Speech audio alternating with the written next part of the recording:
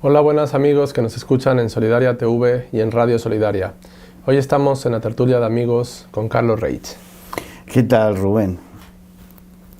Buenos días, Carlos, ¿qué tal? Un placer poder estar en esta oportunidad para que podamos hablar de algo que creo que es muy importante, que tiene que ver con el llamado. La cuestión es que definir qué es el llamado, ¿no? Hay algunos que pueden decir, bueno, se puede hablar como una vocación. Esto no tiene que ver tanto con la vocación, sino con que Dios ha escogido. Dios es el que elige, ¿no?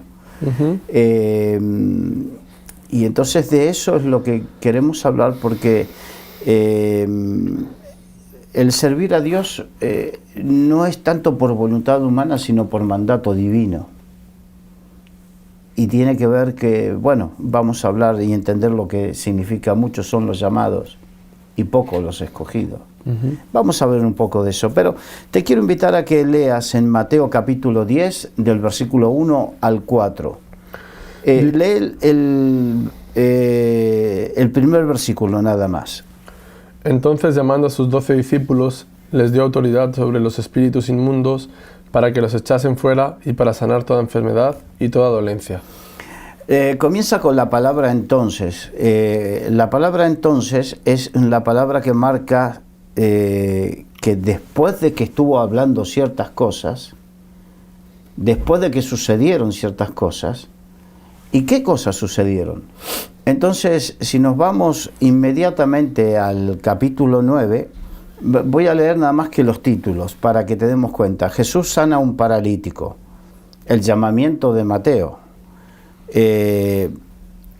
la pregunta sobre el ayuno, la hija de Jairo y la mujer que tocó el manto de Jesús, o sea, la hija de Jairo, la cual resucitó, sanó, resucitó, y la mujer del flujo de sangre. 2 ciegos reciben la vista, otro milagro. Un mudo habla, y habla de que la mies es mucha y los obreros son pocos. Fíjate que tiene que ver con que Jesús había hecho milagros y ha hecho un llamamiento específico al de Mateo, al de Leví, y después también el tema de la problemática que había con respecto a los obreros, ¿no? Después de todo eso, ahí es donde viene la palabra entonces, o sea, inmediatamente después de eso, Jesús toma a sus 12 discípulos y les da autoridad. La misma autoridad que él ejerció, se las da a sus discípulos. La misma autoridad con que echó fuera demonios, la misma autoridad con que sanó enfermos, la misma autoridad con que hizo llamamientos, la misma autoridad le dio a los discípulos. Eso es lo que significa. Significa algo así como, para traerlo de una forma más coloquial al idioma de hoy en día, es que Jesús hace su obra y llama a los discípulos y le dice, ahora te toca a ti. Ahora te toca a ti. Imagínate si el Señor te dice, ahora te toca a ti. Ayer cuando prediqué sobre esto, un hermano lo resumió con su expresión, dijo, uff. Claro, una cosa... Un peso. Un peso grande. Pero precisamente eso es lo que el Señor dijo, aquel que cree en mí, las cosas que yo hice hará, y aún mayores, porque yo voy al Padre. Yo sé que hay algunos que nos pueden escuchar, algunos hermanos, algunas personas que pertenecen a algunas denominaciones que consideran que los milagros y ciertas cosas ya cesaron, ¿no? Hablan del cesacionismo, hablan de que ya este no es el tiempo de milagros. Yo respeto a los hermanos, pero yo creo en milagros. De hecho, el Señor hizo un milagro en mí cuando tocó mi vida y me sanó, y he sido instrumento de Dios para hacer milagros para otros. Entonces, lamento que no concuerde con la teología de otros, pero nadie me puede quitar a mí lo que Dios ha hecho. La experiencia y la realidad de lo que Dios hizo en mi vida, ¿no? Ahora, el tema está en el casting que hizo el Señor. Porque ahora se llama, la palabra casting es la palabra que utilizaríamos, ¿no? El casting que hizo el Señor no concordaría con lo mejor del barrio, con lo mejor de lo más granado, ¿no? Porque fíjate, lee el versículo 2, por favor, del 2 al 4. Los nombres de los 12 apóstoles son estos. Primero, Simón, llamado Pedro. Bien, Simón llamado Pedro. Las características de Simón llamado Pedro. Negó a Jesús, era impulsivo, le cortó la oreja a uno. O sea, en el casting que haríamos, la mayoría no entraría Pedro. No entraría Pedro. Era el liante del grupo, ¿no? Sí. Sigamos. Y Andrés, su hermano. Perfecto. Jacobo, hijo de Zebedeo, y Juan, su hermano. ¿Sabes cómo lo llamaban a los hijos de Zebedeo? Boanerges, hijos del trueno. Buah. Para que te des cuenta cómo eran. Cómo eran, en ese tiempo. Cómo eran en ese tiempo. Y encima eran pescadores rudos y galileos. Galileos significa que no era gente muy tenida en muy alta estima, de tal manera que decía, de Galilea puede salir algo bueno. O sea, un poco despreciable, ¿no? Sí, o sea que no tenían muy buena fama. Sin embargo, es como el Señor toma lo vil y despreciable de este mundo para avergonzar a los sabios y entendidos. Me encanta cómo el Señor hace las cosas. Entonces, sigamos, por favor. Felipe, Bartolomé, Tomás, Mateo. Tomás, ¿qué sabemos de Tomás? Que dudó, dice, si no pusiera el dedo no era un hombre de fe activa, dudaba, si no pusiera el dedo en los orificios de los clavos, en tu costado abierto. No creía. No creía.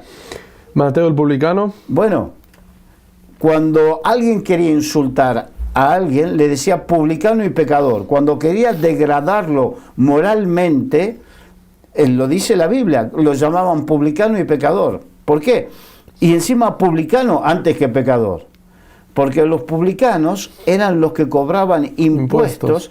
Imagínate ahora que todo el mundo tiembla cuando te llega una carta de Hacienda, una inspección de Hacienda o algo por el estilo, ¿no? Sí. La gente de Hacienda no es muy popular en ningún país del mundo. Pero en ese entonces, para que nos demos cuenta, si el Imperio Romano, porque él era un judío que cobraba impuestos para el Imperio Romano, entonces el Imperio Romano le exigía vamos a suponer, 10 por tu vida, ¿no? Y tú tenías que pagar impuestos al Imperio Romano por 10. Pero él sacaba su comisión cobrándote más. Si te sacaba 12, él se quedaba con 2. Claro. Y te apretaba de tal manera que cuanto más te sacase, él pagaba 10 al Imperio Romano y se quedaba con el resto.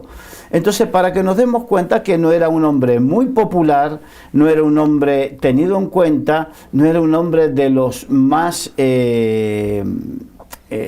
apreciados. No era muy querido, ¿no? No era muy querido. Sigue, por favor. Jacobo, hijo de Alfeo, Lebeo, por sobrenombre Tadeo, Simón el cananista y Judas Iscariote, el que también le entregó.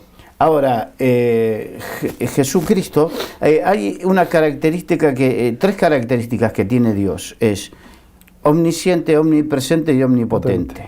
Por lo tanto, la tiene Jesús, porque es Dios, y el Espíritu Santo también. Entonces, omnisciente significa que todo lo sabe, o sea que cuando Dios llamó a Judas, sabía lo que iba a ocurrir. No lo pilló por sorpresa. Sin embargo, lo eligió. Esto es lo maravilloso que nos tiene que llamar la atención a nosotros, y sobre todo cuando encontramos con que Dios es el que nos está llamando, y muchas veces ponemos ponemos la excusa o decimos no es para mí. ¿Por qué? Porque no me veo. O cuando te dicen, tú vas a servir al Señor, tú vas a predicar la palabra, tú vas a hacer esto, justamente tú. Sí, precisamente, Dios así lo dispuso, y desde siempre escogió, desde los primeros 12, escogió a los que otros no escogerían. ¡Qué maravilla! Entonces, por lo tanto, no podemos poner excusas en cuanto a el llamado de parte de Dios. Cuando Dios te llama, Moisés dijo, ay de mí que soy un hombre tardo de lengua. No significa, hay algunos que dicen que era tartamudo. Yo creo que más bien en 40 años en el desierto había perdido la facilidad de hablar el egipcio. Eso es lo que considero yo. Y a algunos otros, ¿no? Entonces, él encontró esa dificultad de poder comunicarse con el faraón porque ya no hablaba fluidamente el egipcio. Si encuentras a Isaías, decía, ay de mí que soy un hombre de labios inmundos que habita en medio de un pueblo de labios inmundos. Siempre, Jeremías, ay que soy niño. Todos, sí, siempre...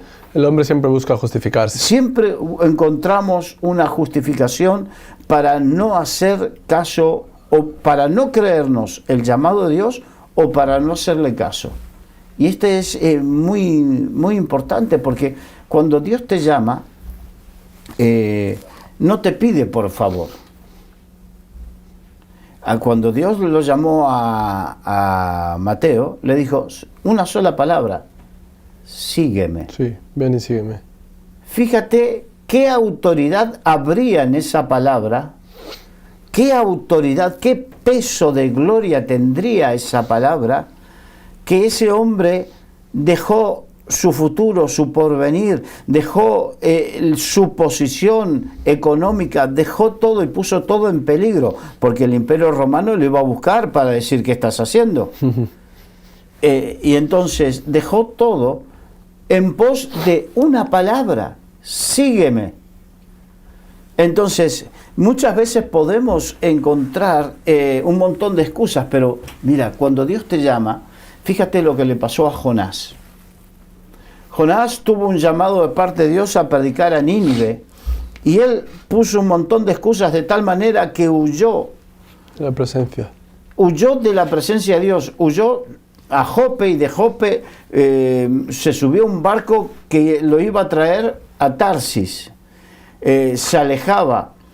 Entonces, hasta que sucedió una tormenta y terminaron tirándole al agua. Echaron suertes y descubrieron que era él era el de la mala suerte, el que trajo todo esto el que trajo todo esto. Entonces tuvo 3 días y 3 noches en el vientre de un gran pez, reflexionando acerca de sus caminos. Y quiero decir por el Espíritu de Dios que hay muchos que nos pueden estar escuchando y que llevan años en el vientre de un gran pez, en el medio de una gran tormenta, por no haber hecho caso a la voz de Dios cuando te dijo: sígueme, o ve a tal sitio, haz tal cosa. Así es. Y hasta que tomó la decisión Jonás de verdaderamente cumplir con el mandato de Dios, porque el mandato de Dios no pide por favor ni te pide opinión, te dice: sígueme. Sí, no te consulta, no te pregunta. A veces esperamos que Dios nos consulte. ¿Te parece bien, Carlos, que vayas a hacer esto? ¿Te parece bien, Carlos, si puedes ir a predicar aquí? Dios muy pocas veces actúa así, por no decir... Es que no nos damos cuenta, lo hacemos a Dios, le quitamos la esencia de Dios para hacerlo a nuestra imagen y semejanza, y no nos damos cuenta quién es Dios. Y Dios no pide por favor, Dios ordena, que lo haga con suavidad, que lo haga pero ordena. Y entonces sígueme, Jonás, hasta que no tuvo ese estrato en el vientre del gran pez y tomó la decisión, entonces ahí lo vomitó en la playa de Jope. Tú que estás escapando del llamado de Dios y estás en esa situación, en esa tormenta, en el vientre del gran pez, en una situación que te hace encontrarte en esa situación, hasta que cuando tomes la decisión, Dios te volverá al sitio o a la situación de la cual te escapaste. Y encima es curioso que la voluntad de Dios se cumplió al final, porque el plan de Dios establecido era que Jonás vaya y predique para que haya arrepentimiento, y a pesar de que Jonás quiso esquivar la bala, esquivar el camino de Dios, terminó yendo donde Dios quería que vaya. Terminó yendo a Nínive y predicó, y hubo arrepentimiento. Una ciudad no pequeña en ese entonces, que era de 120.000 habitantes. Entonces, cumplió con su propósito, pero vuelvo a repetir, hay gente que no está cumpliendo con el propósito, no está cumpliendo con el llamado, no está cumpliendo con aquello que hasta algunos se ha comprometido, porque la Biblia dice, es mejor no prometer que prometer y no cumplir. Sí. Es mejor no haber salido a hacer esa oración, a haber dicho sí, Señor, que ahora estar fuera de lo que Dios te pidió que hagas. No hay que esperar, ¿no?, los golpes innecesarios por hacer la voluntad de Dios. Pero yo siento en mi espíritu que hay gente que este es su mensaje, primero, de reflexión, y por lo otro de liberación, para que te des cuenta, reflexiones y te liberes de esa situación embarazosa en la que te encuentras desde hace años, y que cumplas con el llamado, el propósito, la asignación de Dios para tu vida. No seamos como Jonás, no huyamos y esperemos que nos dé un golpe en nuestra vida, ¿no? Hubo digamos que en la vida de Jesús hizo 3 grandes llamamientos, por así decirlo. Primero a los 12 y los envió, después a los 70 y después a todos los creyentes, ¿no? Universalizó todo. Pero tiene que ver, lo que podemos entender de cada llamado es lo que Dios produce. Fíjate, Mateo 10, 5 al 6. A estos 12 envió Jesús y les dio instrucciones, diciendo, por camino de gentiles no vayáis, y en ciudad de samaritanos no entréis, sino id antes a las ovejas perdidas de la casa de Israel. Aquí está hablando el llamado a los 12, y que tenía que ver con el principio de su ministerio, del ministerio de Jesús. Porque Jesús dijo que había venido primero a los suyos. Los suyos. Al que era el pueblo judío. Entonces, por eso dice, por camino de gentiles no vayáis, ni a los samaritanos tampoco. Entonces, vamos a ver Romanos 1:16. Porque no me avergüenzo del Evangelio, porque es poder de Dios para salvación a todo aquel que cree, al judío primeramente y también al griego. O sea, aquí nos habla el apóstol Pablo lo que verdaderamente Jesús hizo con su ministerio, que primero se dedicó al pueblo judío y después se extendió hacia los gentiles, y el primero de los llamamientos fue hacia el pueblo judío, ¿no? Quiero hacer esta aclaración para que veamos que Jesús siguió un orden, un patrón, pero que en estos momentos ese orden y ese patrón tiene que ver con hechos. Id por todo el mundo y predicad el Evangelio a toda criatura, o Marcos 16. Vamos a Romanos capítulo 2, versículos 5 al 11. Pero por tu dureza y por tu corazón arrepentido, atesoras para ti mismo ira para el día de la ira y de la revelación del juicio justo de Dios, el cual pagará a cada uno conforme a sus obras. Vida eterna a los que, perseverando en bien hacer, buscan gloria y honra e inmortalidad, pero ira y enojo a los que son contenciosos y no obedecen a la verdad, sino que obedecen a la injusticia. Tribulación y angustia sobre todo ser humano que hace lo malo, el judío primeramente y también el griego. Pero gloria y honra y paz a todos los que hacen lo bueno, al judío primeramente y también al griego. Aquí habla del justo juicio de Dios, y de que ese justo juicio de Dios iba a ser sobre el judío y sobre el griego. Aquí nos muestra por qué tuvo que ir primero a las ovejas perdidas de la casa de Israel, porque el justo juicio de Dios iba a ser tanto como para unos como y para otros. Y aquí es importante, ninguno está excluido del justo juicio de Dios. Ninguno. Vamos a Mateo capítulo 10, versículos 7 y 8. Y yendo, predicad diciendo, el reino de los cielos se ha acercado. Sanad enfermos, limpiad leprosos, resucitad muertos, echad fuera demonios, de gracia recibisteis, dad de gracia. Aquí tenemos algunas cosas importantes. Recordemos que todo esto, Mateo capítulo 10, tiene que ver con el llamado a los 12, ¿no? Que sea a los 12 implica, en la Biblia el número 12, recordemos los 12 hijos de Jacob, las 12 tribus de Israel, los 12 apóstoles, los 12 tronos, las 12 puertas de Jerusalén, implica una universalidad. Si bien ahí los mandó a las ovejas perdidas de la casa de Israel, pero nos muestra también la universalidad, de tal manera que así como a los 12 le envió a predicar el reino de los cielos, que el reino de los cielos se ha acercado, porque el mensaje de Jesús fue el reino de los cielos, no fue crear una iglesia, no fue crear la iglesia. La palabra iglesia viene de eclesía, que habla de una asamblea, de una reunión, de unos que se reúnen con un propósito, y nosotros ahora pareciera que la iglesia es un fin en sí mismo.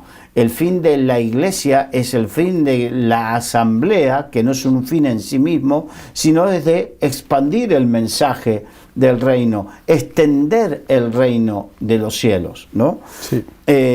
Marcos 9:1, por favor. También les dijo, de cierto os digo que hay algunos de los que están aquí que no gustarán de la muerte hasta que hayan visto el reino de Dios venido con poder. El reino de Dios que viene con poder. ¿Con qué poder? El poder para resucitar muertos, el poder para sanar enfermos, para limpiar leprosos, echar fuera demonios. Ese es el poder. La palabra poder es la capacidad de hacer ciertas cosas. Hechos 1:8. Pero recibiréis poder cuando haya venido sobre vosotros el Espíritu Santo, y me seréis testigos en Jerusalén, en toda Judea, en Samaria y hasta lo último de la tierra. Ahí iba a venir el poder, la capacidad dada por el Espíritu Santo para poder, como te conté, ahora te toca a ti. Claro, el Señor sabe que tú ibas a hacer lo mismo, que era un peso grande, pero por eso les había dicho que no se vayan de Jerusalén, que se queden allí hasta que sean investidos con poder de lo alto. Y en el Pentecostés vino el Espíritu Santo y llenó a los discípulos de tal manera que el cobardón de Pedro, por ejemplo, se levantó. Y en los dos primeros mensajes evangelísticos que hicieron los apóstoles, en esos dos primeros mensajes evangelísticos se convirtieron 8.000 personas. En una 3.000 y otra 5.000. Para que nos demos cuenta cómo es que Dios sabía de nuestra incapacidad, pero estaba esperando llenarnos del poder, revestirnos de su poder para precisamente cumplir con esto, la gran comisión. El llamado de Dios. Tú que estás dudando acerca cómo hago yo con mi incapacidad, tú que te estás viendo a ti en tus faltas, en tus incapacidades para llevar a cabo lo que Dios te está diciendo, lo que Dios te dijo desde hace años. Y aquí está la respuesta. Y recibiréis poder, recibiréis la capacitación de lo alto cuando haya venido sobre vosotros el Espíritu Santo. Porque la Biblia dice muy claramente, nos dice, no es con ejército, ni con espada, sino con el Espíritu de Dios. Sino con mi Santo Espíritu. No es con tus fuerzas, ni con tu sabiduría, ni con tu dinero, ni con tus capacidades, ni con tus estudios, ni con nada. No es que se desestima todo eso, simplemente que eso es secundario. Lo único que es imprescindible es el Señor y su Espíritu Santo en nuestras vidas. Así es. Eso es imprescindible. Vamos a Hebreos capítulo 2, versículos 3 y 4. ¿Cómo escaparemos nosotros si descuidamos una salvación tan grande, la cual, habiendo sido anunciada primeramente por el Señor, nos fue confirmada por los que la oyeron, testificando Dios juntamente con ellos, con señales y prodigios y diversos milagros y repartimientos del Espíritu Santo, según su voluntad?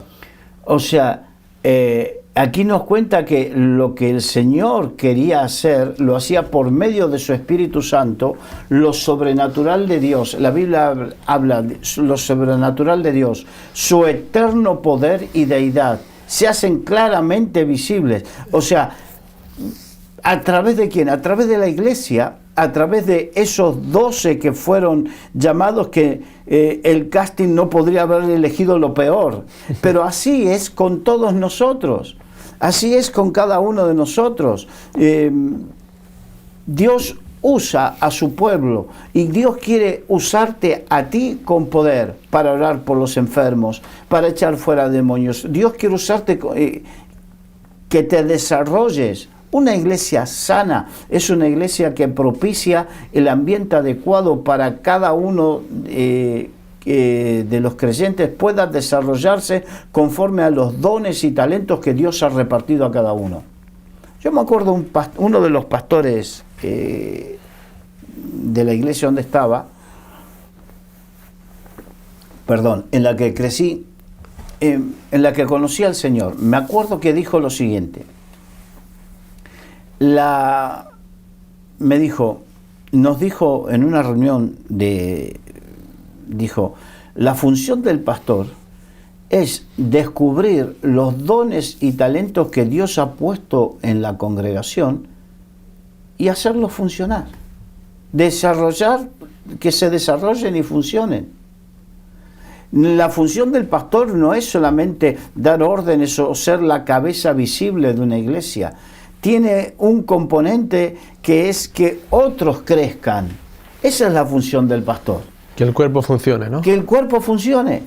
Entonces, pero para poder funcionar, digamos, lo que lo mueve es el poder del Espíritu Santo.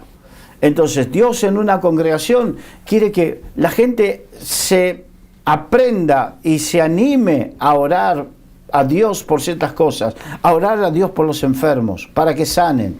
Que la oración del fe sanará al enfermo, dice. Que echemos fuera demonios, que hablemos de la gracia de Dios. El poder de Dios se tiene que manifestar en medio de una iglesia que verdaderamente le busca.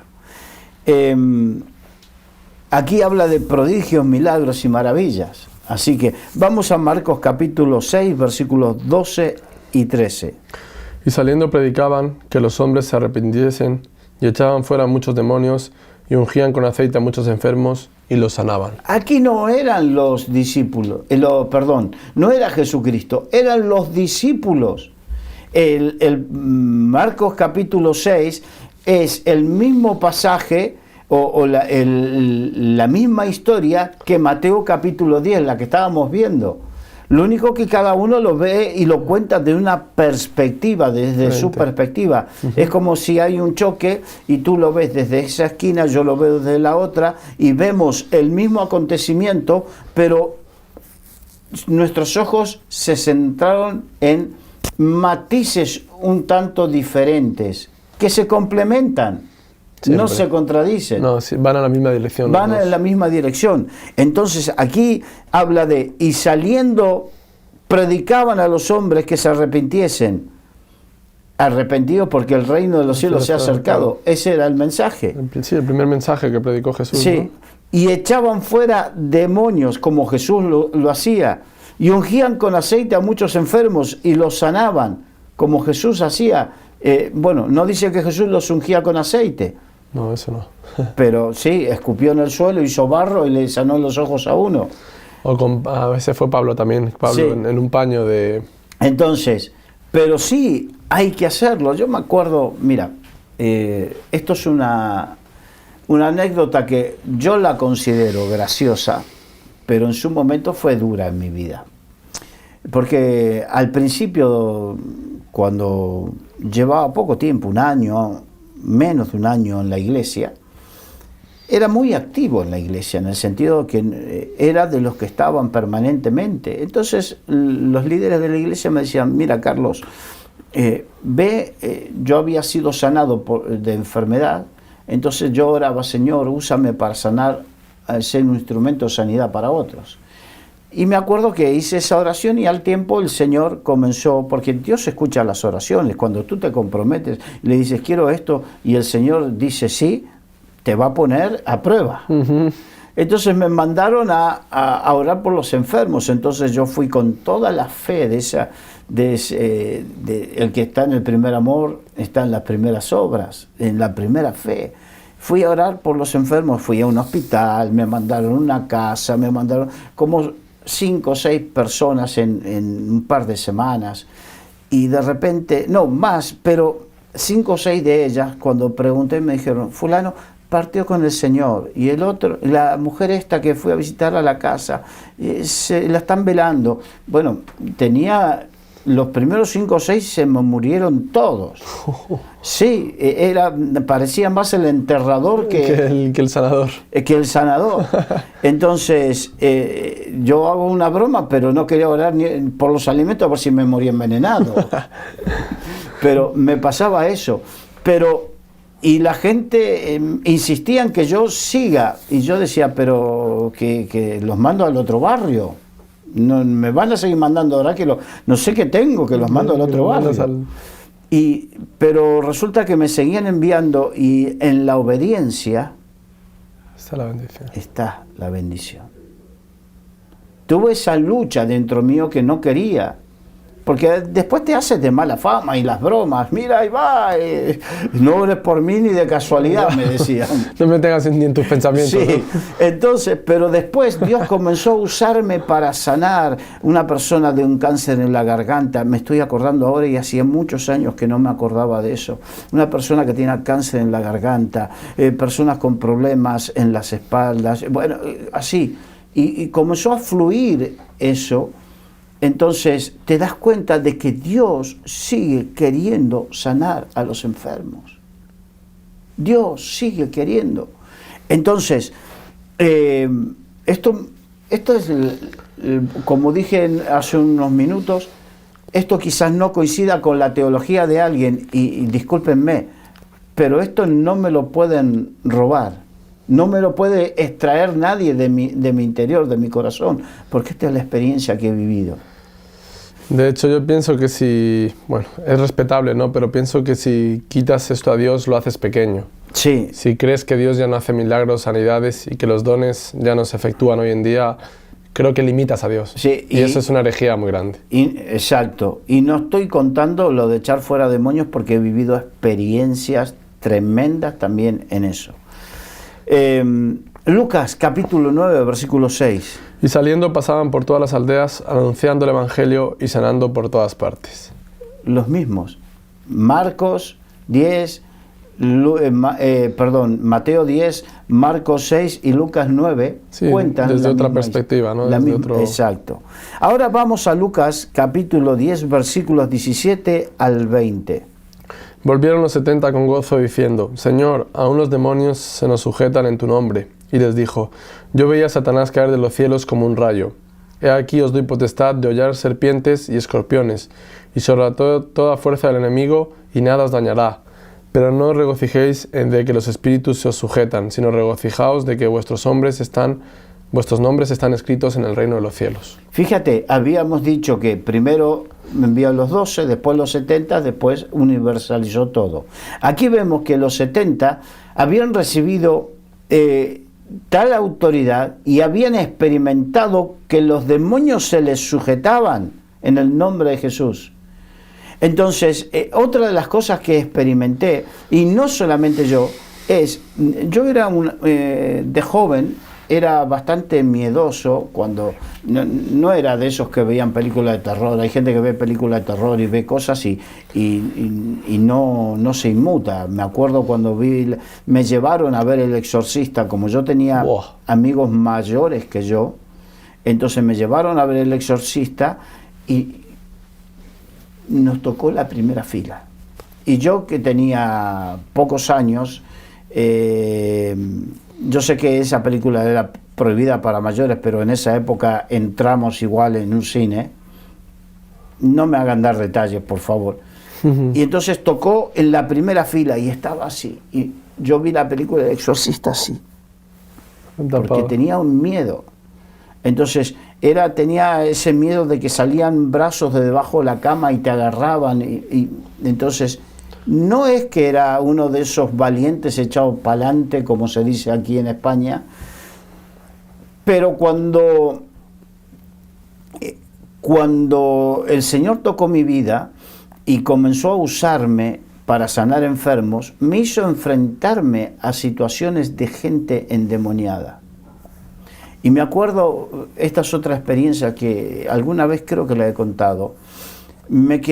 Estaba solo con una mujer que tenía una serie de pactos y estábamos en la iglesia y circunstancialmente, porque nunca sucede que un hombre se tenga que quedar solo con una mujer, pero circunstancialmente en un par de minutos me quedé solo en una habitación con esa mujer y esa mujer estaba endemoniada y de repente bajó la temperatura, hizo un frío, una bruma, una penumbra, bajó la intensidad de la luz solamente.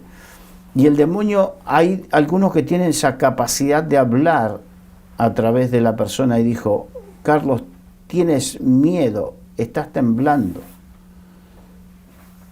Y yo entendí en ese momento por el Espíritu y dije: sí, es verdad que tengo miedo, pero yo no vengo en mi nombre, sino que vengo en el nombre de Jesucristo de Nazaret. Fue suficiente esa lucha interior que tuve para ver el poder de Dios, porque inmediatamente se restauró la luminosidad, la temperatura, todo, y el demonio salió de esa mujer. Son experiencias que uno tiene cuando uno verdaderamente busca hacer la voluntad de Dios y cumplir con el llamado que Dios tiene para cada uno. Esto es algo que nos tiene que desafiar, pero cuidado, que yo he visto un mal debajo de los cielos. Y es que muchos se regocijan de que Dios los use grandemente. Y podemos caer en el orgullo y en la soberbia. Por eso aquí le dice: no se regocijen porque yo soy el que hago la obra, no eres tú. Cuidado, ¿no? Cuidado. Cuidado. No eres tú el que sana, no eres tú el que echa los fuera demonios, no es por ti, es por mí. Regocíjate en que permanentemente sepas que tu nombre está escrito en el libro de la vida eterna. O sea, hay más cosas por qué preocuparse, ¿no? Exacto. No te vengas a ensoberbecer, a envalentonarte, porque Dios te haya usado para algo poderoso, porque no es con tu poder, no es con tu fuerza. Es el Espíritu de Dios obrando a través tuyo. Esto es lo que tenemos que tener en cuenta, porque si no, podemos caer en la soberbia. Por eso la Biblia dice: no un neófito, no sea que envaneciéndose caiga en la condenación del diablo. ¿Cuál fue la condenación de Satanás? Que se creyó mejor que tenía, como tenía tantos dones y tantos talentos, se creyó igual a Dios. Es igual a Dios. Entonces, que Dios te dé dones, que Dios te use con poder, hay que tener cuidado en el corazón y mantenerse en humildad, no sea cosa que caigamos en esa condenación del diablo. Hay que tener cuidado. Vamos a Hechos capítulo 9 y 13. Pero había un hombre llamado Simón, que antes ejercía la magia en aquella ciudad y había engañado a la gente de Samaria, haciéndose pasar por algún grande.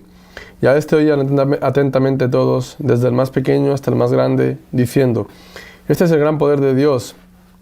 Y le estaban atentos porque con sus artes mágicas les habían engañado mucho tiempo.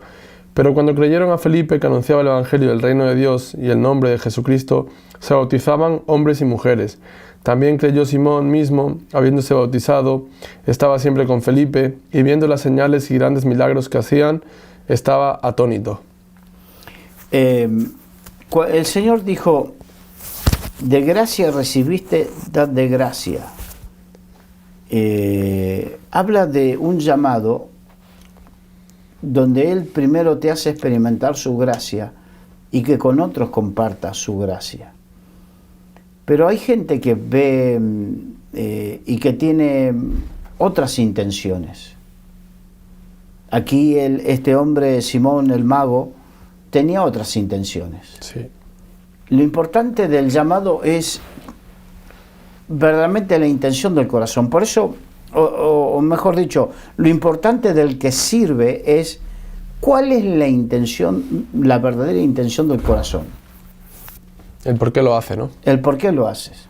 Lo haces porque Dios ha derramado tanta gracia sobre tu vida que por amor aceptas el llamado de Dios, o porque tienes otras motivaciones en tu corazón. Dinero, fama,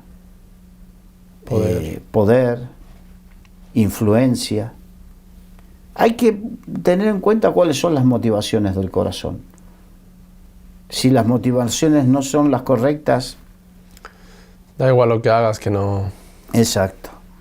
Vamos a 1 Timoteo capítulo 3, versículo 1 al 3. Palabra fiel, si alguno anhela obispado, buena obra desea. Pero es necesario que el obispo sea irreprensible, marido de una sola mujer, sobrio, prudente, decoroso, hospedador, apto para enseñar, no dado al vino, no pendenciero, no codicioso de ganancias deshonestas, sino amable, apacible y no avaro. Aquí está hablando precisamente de uno de los ministerios, que es el de obispo, el de pastor, y que da algunas características, pero la principal que quiero resaltar en este momento y en el contexto de lo que estamos hablando es no deseoso de ganancias deshonestas. Habla, ¿cuál es la motivación del corazón? Las otras características tienen que ver con su vida, con su ética, pero aquí tiene que ver cuál es la motivación de tu corazón para servir al Señor. Ganancias deshonestas. Lamentablemente se hizo una fama sobre los evangélicos, sobre todo los pentecostales, después de todo lo que vino de la teología de la prosperidad y pareciera que se centraba todo en dinero, y no todo es dinero.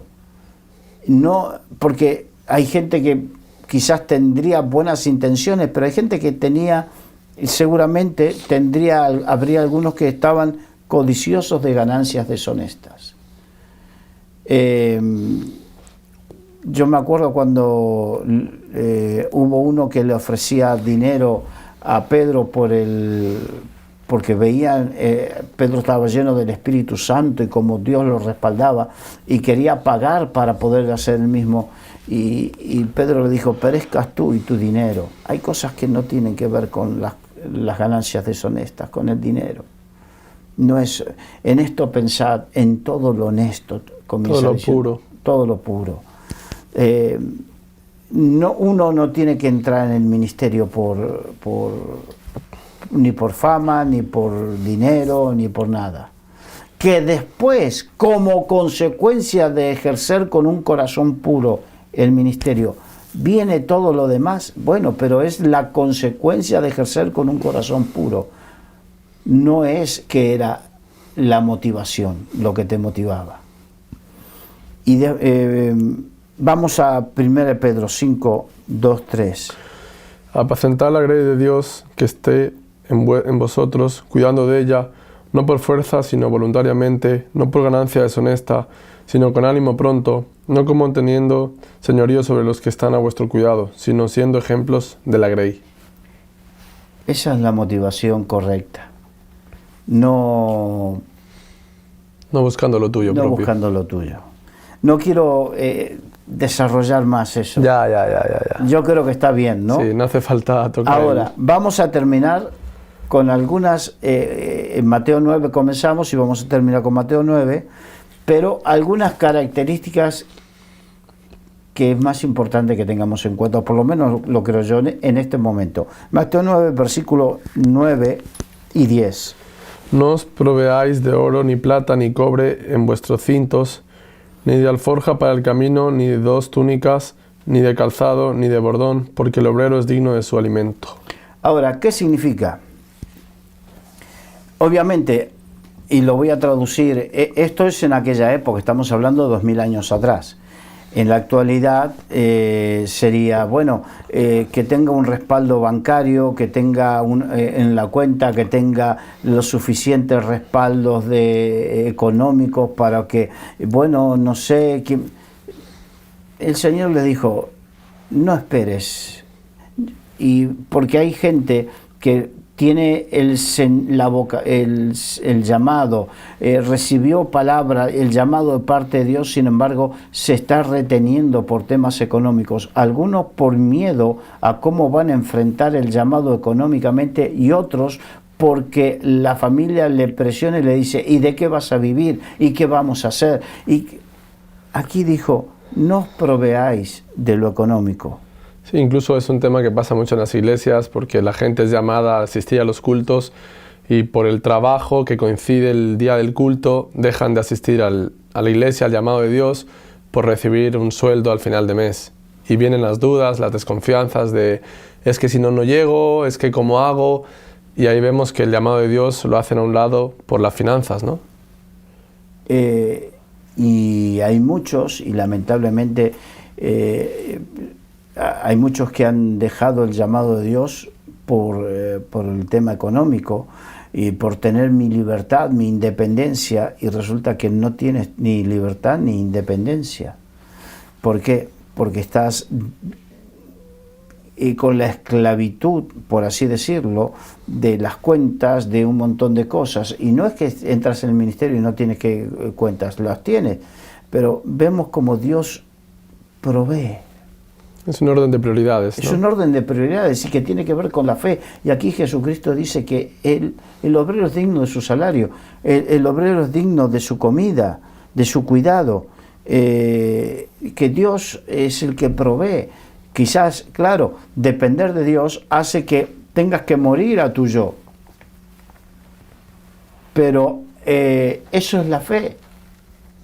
Entonces, hay quienes dicen, bueno, para servir a Dios tengo que tener asegurado primero esto y lo otro, y al final no lo hacen nunca, y así hay quienes llevan muchos años dejando de lado el llamado de parte de Dios. Sí, se te pasa la vida entera justificándote. La vida. Porque dice, ni de alforja, ni de 2 túnicas, ni de calzado, ni de bordón. ¿Qué es el bordón? El bordón es el palo ese que ustedes vieron los que hacen aquí en España el Camino a Santiago, que tienen un palo con el que se apoya, unos bastones. Uh-huh. Entonces, ni de bordón, no tengas nada en qué apoyarte, no busques algo en qué apoyarte, apóyate en el Señor. Eso es lo que está diciendo. Entonces, justamente habla del alimento, ¿no? Y me viene a la mente el versículo que Dios dice que no os afanéis, que si las aves que no Dios las bendice y les dan alimento, cuánto más vosotros, ¿no? Las aves del cielo que no siembran ni ciegan, que no hilan, que no nada, y Dios las... Y Dios las prevé para que tengan su alimento, cuánto más nosotros, ¿no? Exacto.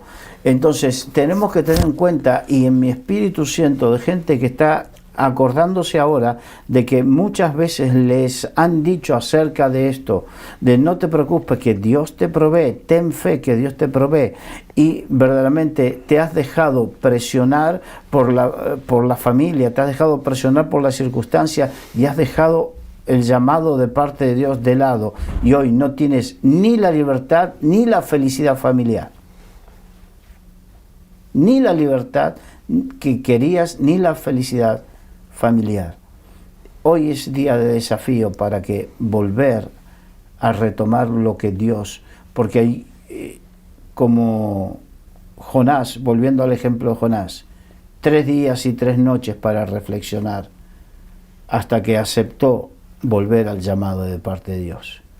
¿Cuánto tiempo pasarás hasta que vuelvas a considerar en tu corazón cumplir con aquello que Dios te dijo, con aquello que te fue profetizado, con aquello que Dios habló en tu espíritu. Como Jonás, tendrás que tomar una decisión.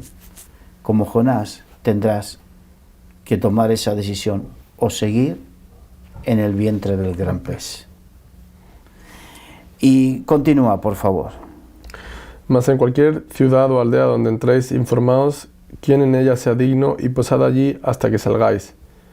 Y al entrar en la casa, saludadla. Y si la casa fuera digna, vuestra paz vendrá sobre ella. Mas si no fuera digna, vuestra paz se volverá a vosotros. Y si alguno no recibiere ni oyere vuestras palabras, salid de aquella casa o ciudad y sacudid el polvo de vuestros pies. De cierto os digo que el día del juicio será más tolerable el castigo para la tierra de Sodoma y Gomorra que para aquella ciudad. Lo importante del llamado. Cuando Dios te llama, Dios te abre puertas y te hace entrar en gracia con gente que va a ser la que va a ayudarte en aquello. Habrá quienes no, porque aquí dice golpear y la casa, la que sea de paz, recibirá tu paz. Y hay algunos que no, pero Dios tiene gente que se ocupa de ayudarnos en aquello que vamos a emprender. Y me gustaría ya finalizar y no dar vueltas. Hay gente que no es feliz. La felicidad. Hay gente que eligió la paz y hoy no tienen la paz. Porque no cumplir con el mandato de Dios no te da paz. No pienses que negociando vas a poder encontrar la felicidad. La felicidad no se negocia. La bendición de Dios es la que nos enriquece y no añade con ella tristeza. Y a quienes están viviendo esa tristeza porque desestimaron la bendición de Dios, de ser un instrumento de Dios, intentando negociar por tener paz con la familia o paz con el trabajo o la paz económica. El llamado no se negocia. El llamado es el mandato de Dios. Dios te llama, pero es un mandato que viene con autoridad. No cumplir con eso es desobediencia. Y no nos justifiquemos porque Dios nos escoge a nosotros que somos imperfectos y nos va perfeccionando, ¿no? En el día a día, en la obra de Él. Él te llama y no te pide unos requisitos como hoy en día que la gente necesita una aprobación, unos checks, ¿no? Dios no es así, Dios te llama y te va perfeccionando poco a poco, ¿verdad? Eso es lo bueno. Dios te llama así imperfecto y Él es el que hace la obra. Nos va perfeccionando hasta el día de Jesucristo. Así es, Carlos. Pues muchas gracias a todos los que nos habéis escuchado en Solidaria TV, en Radio Solidaria, a los que también nos escucháis en las redes sociales. Esto ha sido la tertulia de amigos con Carlos Reich.